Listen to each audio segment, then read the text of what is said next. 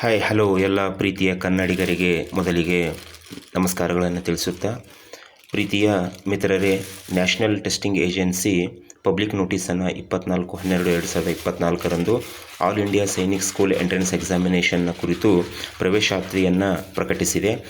ಈ ಪ್ರವೇಶ ಪರೀಕ್ಷೆಗೆ ಆನ್ಲೈನ್ ಅರ್ಜಿ 24/12/2024ರಿಂದ ಪ್ರಾರಂಭವಾಗಿವೆ. ಅರ್ಜಿ ಸಲ್ಲಿಸಲು ಕೊನೆಯ ದಿನಾಂಕ 13/1/2024 ಸಾಯಂಕಾಲ 5 ಗಂಟೆಯವರೆಗೆ.